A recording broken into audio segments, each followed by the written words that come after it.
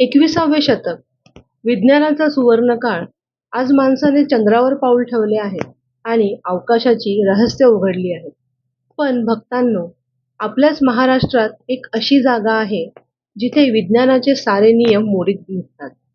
जिथे पोहोचल्यावर मोठमोठे शास्त्रज्ञ आणि विचारवंत देखील डोकं खाजवू लागतात. होय, आपण बोलतोय अक्कलकोट बद्दल. साक्षात परब्रह्म श्री स्वामी समर्थ महाराजांची ही कर्मभूमी अशा काही अद्भुत आणि गूढ रहस्यांनी भरलेली आहे, ज्यांचे उत्तर आजच्या आधुनिक विज्ञानाकडेही नाही. स्वामी समर्थ ज्यांच्या घरी राहिले ते म्हणजे चोळप्पा महाराज.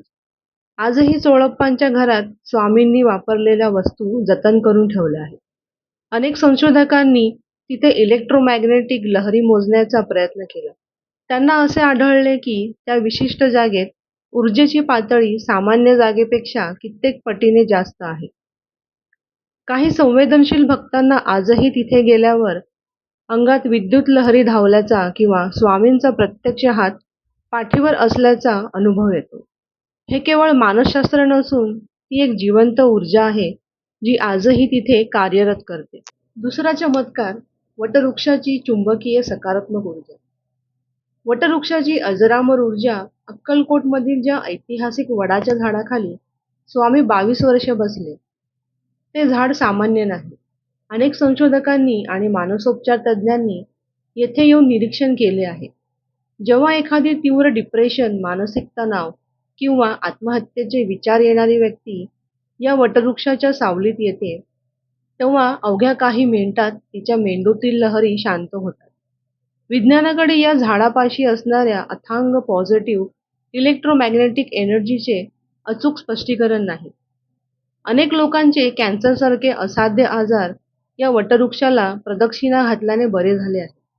हे झाड आजही स्वामींच्या चैतन्याची ऊर्जा वातावरणात सोडून लोकांना बरे करत आहे. हे एक मोठे वैद्यकीय रहस्यच आहे. तिसरा चमत्कार, एकाच वेळी दोन वेगवेगळ्या ठिकाणी असणे. बाय लोकेशन म्हणजेच एकाच वेळी दोन ठिकाणी असणे. भौतिकशास्त्राचा नियम सांगतो की एक वस्तू किंवा एक शरीर एकाच वेळी दोन ठिकाणी असू शकत नाही. पण स्वामी समर्थांनी हा नियम अनेकदा खोटा ठरवला. अक्कलकोट संस्थानच्या जुन्या सरकारी नोंदीमध्ये अशा अनेक घटनांची नोंद आहे. एकदा स्वामी अक्कलकोटमध्ये शेकडो भक्तांसमोर वटवृक्षाखाली बसून होते. नेमक्या त्याच वेळी तिथून मैलोनमैल दूर असलेल्या गावी एका नदीत बुडणाऱ्या भक्ताला वाचवण्यासाठी स्वामींनी स्वतः पाण्यात उडी मारून त्याला बाहेर काढले. त्या भक्ताने जेव्हा अक्कलकोटला येऊन कृतज्ञता व्यक्त केली, तेव्हा सर्वजण थक्क झाले.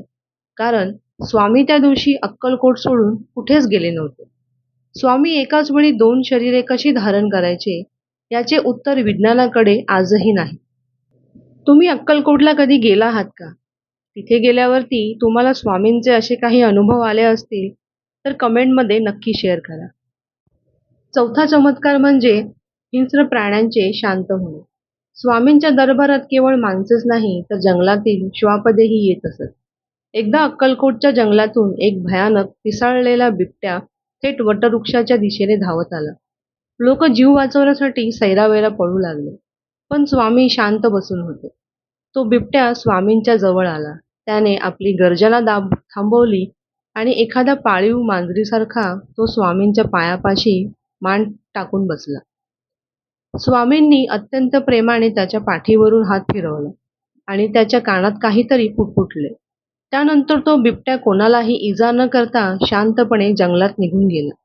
प्राण्यांच्या मानसशास्त्राला म्हणजेच ॲनिमल सायकोलॉजीला न समजणारे हे वागणे स्वामींच्या दैवी शक्तीचे मोठे रहस्य आहे. आणि आता सर्वात मोठं आणि पाचवं रहस्य म्हणजे समाधीनंतरही खडावांचा म्हणजे स्वामींच्या पादुकांचा आवाज. स्वामी समर्थांनी 1857 मध्ये महासमाधी घेतली. विज्ञानानुसार कोणत्याही व्यक्तीच्या मृत्यूनंतर त्याचे भौतिक अस्तित्व संपते, पण स्वामींच्या बाबतीत असे घडलेले नाही. आजही अक्कलकोटच्या वटवृक्ष मंदिरात रात्रीच्या वेळी जेव्हा पूर्ण शांतता असते, तेव्हा अनेक पुजारी यांना, रक्षकांना आणि तिथे थांबणाऱ्या भक्तांना मंदिरात कोणाच्या तरी चालण्याचा म्हणजेच लाकडी खडावांचा खटखट असा स्पष्ट आवाज ऐकू येतो. अनेकदा सकाळी मंदिर उघडल्यावरती स्वामींच्या गाभाऱ्यात एक वेगळा सुवास दरवळत असतो. समाधी घेऊन 140 हून अधिक वर्षे झाली, तरीही एक अदृश्य शक्ती आजही या जागेचे रक्षण करत आहे आणि भक्तांना मी जिवंत आहे याची प्रचिती देत आहे. स्वामी भक्तांनो, विज्ञान जिथे संपते तिथे स्वामींची श्रद्धा आणि शक्ती सुरू होते. म्हणूनच स्वामींनी म्हटले होते, भिवू नकोस, मी तुझ्या पाठीशी आहे. तुम्हाला अक्कलकोटला गेल्यावरती कधी असा अद्भुत अनुभव आला आहे का? कमेंट करून नक्की सांगा. हा रहस्यमय व्हिडिओ तुमच्या मित्रांसोबत शेअर करा आणि चॅनलला सबस्क्राईब करायला विसरू नका. बोला श्री स्वामी समर्थ.